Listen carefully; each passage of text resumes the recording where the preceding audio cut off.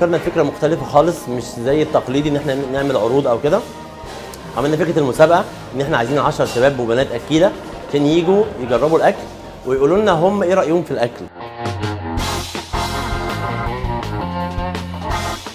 خبر نزل وانتشر جدا في طنطا، وبدا يجي لنا تقريبا اتقدم حوالي 10000 واحد. اخترنا 10 طبعا. الاختيار ال 10 هم الشروط، ما فيش شروط خالص، هو ما بيدفعش اي فلوس.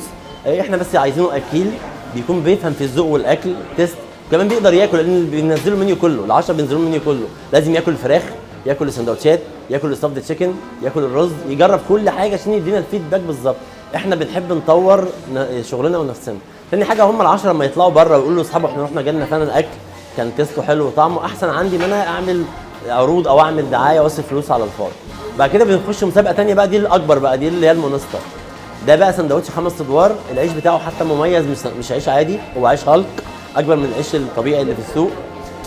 عندنا منه سندوتش الهالك اللي هو السنجل، وده بقى 5 طبقات. للاسف ما فيش حد بيكسب خالص، يعني لحد دلوقتي كل اللي جاي ما قدرش يكسبه عشان الوحش بتاعنا قوي جدا ما حدش بيقدر عليه. فنتمنى ان حد يجي ويقدر يكسب المسابقه فعلا يعني. الثانيه طبعا بتكمل الاولى اللي احنا بنختار من ال10 احسن 2 اكيله، ولد وبنت بقى، ولدين حسب ما بيطلعوا، بيخشوا بقى المسابقه الثانيه اللي هي بياكلوا المنستر.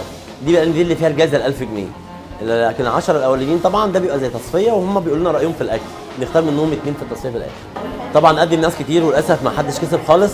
النهارده فاجئنا شاب، النهارده كان هو وبنت في التصفيه الاخر وقدر يخلص السندوتش وهياخد الجائزه ان شاء الله معانا 1000 جنيه، ومبروك عليه طبعا، ومستنيين شباب اكتر وبنات يجي يقدموا تاني. عرفت المسابقة عن طريق الانترنت على الانستجرام.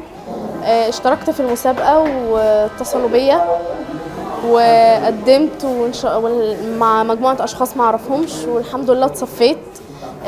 طلبت ان انا ادخل المسابقة الثانية وما حصلش الحظ فخسرت. دخلت المسابقة الاولانية بس ما قدرتش اكمل المسابقة الثانية لان الاكل كان كتير جدا. عرفت المسابقه عن طريق السوشيال ميديا، وانا بحب المطاعم قوي وبلف كتير، فعرفت وجيت بعت لهم على البيج كلموني وقالوا لي باذن الله يوم الخميس نيجي. فانا عارف برضو ان انا اللي كسب ده صاحبي، انا اللي جايبه عشان اكسب، هو اللي كسب بسم الله ما شاء الله، خد 1000 جنيه وسابني انا. فالاكل كان طعمه حلو جدا. كسبت في المسابقه الاولانيه بس ما نجحتش بقى في المسابقه الثانيه لان الكميات كانت كبيره قوي قوي قوي. اول تحدي كان فراخ بروست فرايدي تشيكن وسندوتشات ستافد رهيبه جدا، اول مره اشوفها في حياتي بصراحه، وتشيز كتير بقى وكل حاجه. لما دخلت المسابقه الثانيه كان سندوتش مونستر عملاق بصراحه، ما حدش يقدر عليه، مش عارف صاحبي يقدر عليه ازاي يعني. ما قدرتش اخش المسابقه لان كانت الكميات مهوله بصراحه يعني.